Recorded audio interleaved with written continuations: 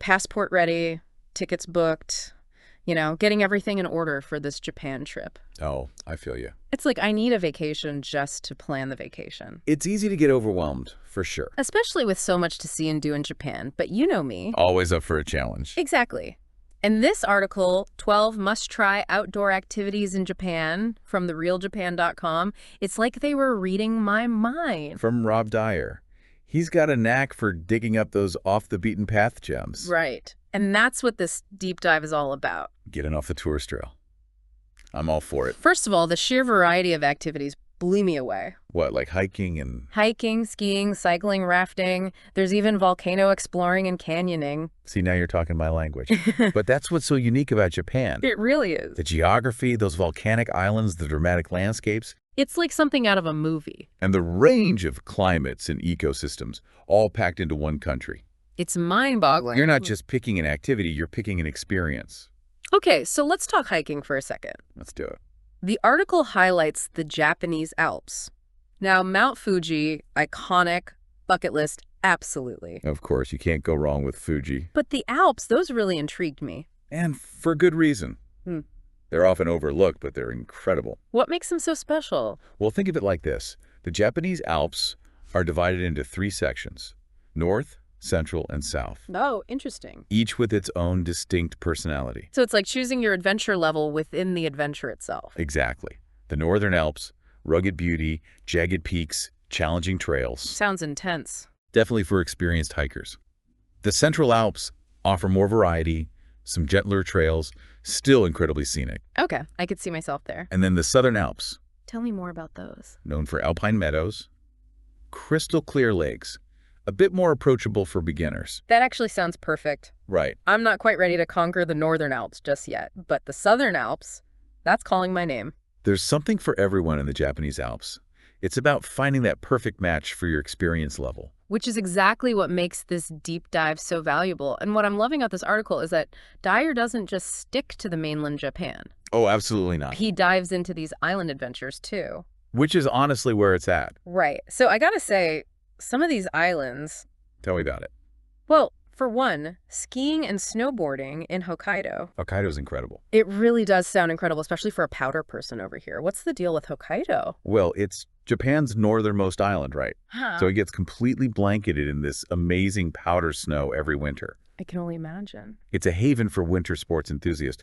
But what's so interesting is that it wasn't always like that. Really? How so? It was actually a government initiative back in the early 20th century. Get out of here. I'm serious. Right. They were like, okay, we need to encourage people to move to Hokkaido and develop its winter tourism. So they went all in, even established a ski school based on techniques they brought over from Austria. That's fascinating. And it totally transformed the island into this winter wonderland that draws people in from all over. I love that. Okay, so we've got Hokkaido for the snow bunny in me. But then cycling the Shimanami Kaido in Shikoku, exploring Aso Volcano in Kyushu, diving and snorkeling in Okinawa, I don't even know where to start. See, that's the thing. Too many good choices. It's easy to get caught up in checking every box, but if you could choose just one island experience from the article, what speaks to you the most? Oh, man, you're putting me on the spot here. But that's the fun of it. Right. Okay, they all sound amazing, but I'm going to have to go with cycling the Shimanami Kaido. Interesting. Something about those bridges, connecting those islands, being out in the Seto Inland Sea like that, I get it. it just speaks to me, you know? And that's the beauty of it, right? Yeah. The Shimanami Kaido is so much more than just a cycling route. You're passing through charming towns, fishing villages, that stunning coastline.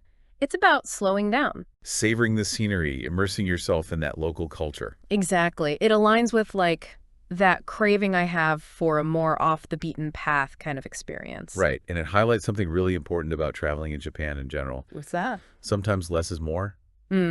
Meaning? Don't feel like you have to cram everything in. I needed to hear that. Pick a region, pick an island that really, truly resonates with you, and dive deep. You could always come back again. That's such a good point. Okay, less is more, noted. Especially when you're talking about a place as culturally rich as Japan. And speaking of, did you have any questions about the Japan Rail Pass? Dyer mentioned it a few times. Oh, I'm so glad you brought that up. The JR Pass, that was definitely on my list to pick your brain about. Yeah. It sounds like a game changer, honestly. It can be. Especially if you're someone who wants to cover some ground, see multiple cities. Exactly. And it's not just for the big name destinations, right? Not at all. That's the beauty of it. You can hop on a train and find yourself in these incredible under-the-radar places. Like what? Give me some examples.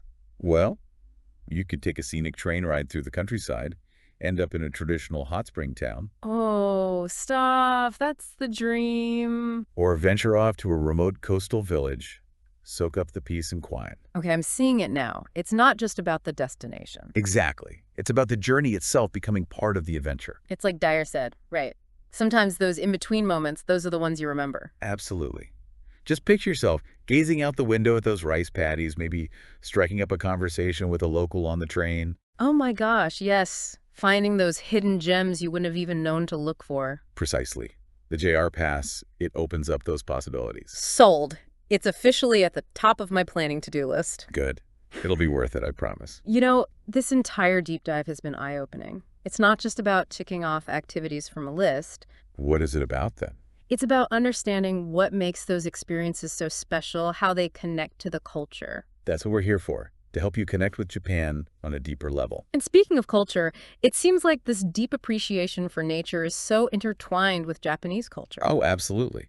The Japanese have a profound reverence for nature, for its beauty, its tranquility. You'll find it everywhere. Their art, their spirituality, even their everyday lives. So it's not just about going on a hike or climbing a mountain. It's about more than that. It's about understanding the cultural weight behind those landscapes, the significance they hold within Japanese society. You've hit the nail on the head.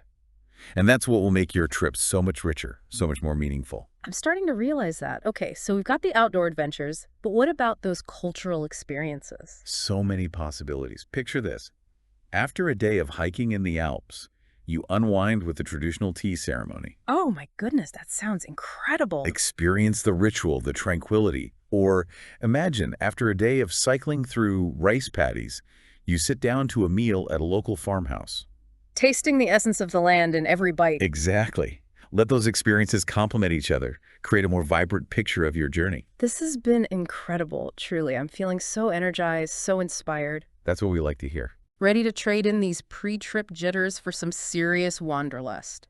You've helped me see beyond the guidebook. That's the goal. Remember, the best adventures are the ones that take you to the heart of a place. So true. Thank you for sharing your insights, for bringing this adventure to life. The pleasure was all mine. And hey, safe travels when the time comes. I'll definitely keep you posted. Until then.